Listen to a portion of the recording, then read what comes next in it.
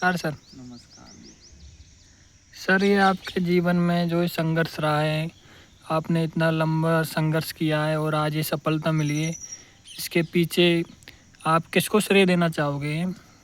इसमें देखो श्रेय तो ऐसे क्या है, मतलब इतना नहीं बता सकते श्रेय किसको जाएगा, लेकिन ऐसे कह सकते हैं कि जिन्होंने हमारे जो गाइडेंस होते हैं, जो हमारे गार्जियंस होते हैं, और उनका जो फाइनेंस सपोर्ट होता है, फाइनेंशियली सपोर्ट बहुत ज़रूरी है जी इस सर। बेरोज़गारी के दौर में।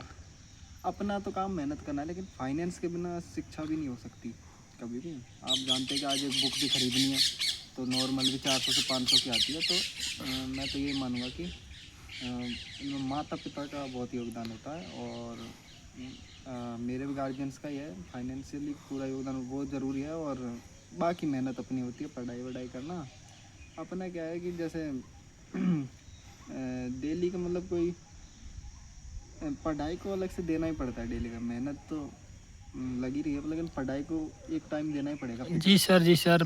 मुझे आपसे एक बात पूछनी है, जैसे 10th में युवा आते हैं तो मतलब वो एक उम्र भी ऐसी रहती है 14-15 की, तो उस टाइम थोड़ा भटक जाते हैं, तो आपको ऐसा लगा नहीं मतलब ऐसे?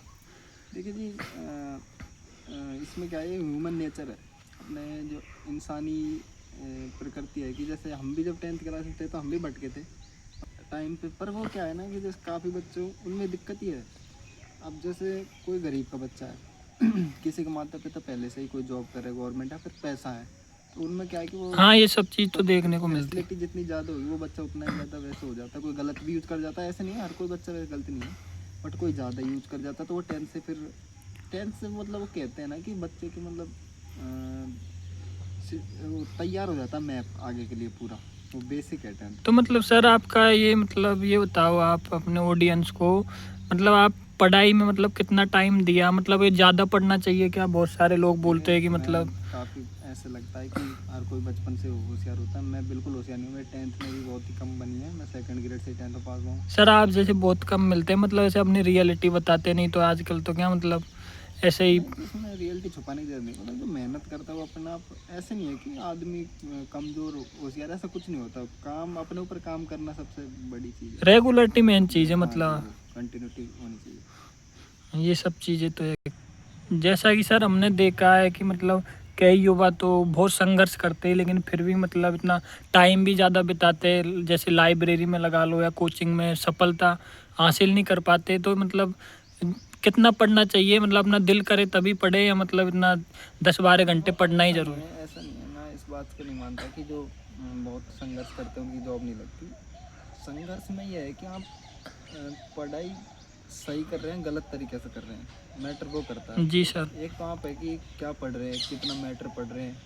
आप एक एक बार एक चीज़ को शुरू में बेसिक सिर्फ एक बार पढ़ना होता है किसी भी चीज़ का। तो जी आप जी। अगर हर दिन बेसिक ही करते रहेंगे तो उसकी जो आगे की नींव नींव तो मजबूत है, लेकिन जो जी पेपर सर। आजकल के जो पेपर हैं उनमें नींव से काम नहीं चलता। नींव तो खाली अपने फाउंडेशन के लिए है, उसके अलावा तो स्मार्ट अप्रोच चाहिए। जो उसी के कारण युवा आजकल जो है वो असफलता को प्राप्त हो रहा है इतनी मेहनत के बाद भी। और वैसे क्या है कि पढ़ाई को कंटिन्यू करना चाहिए।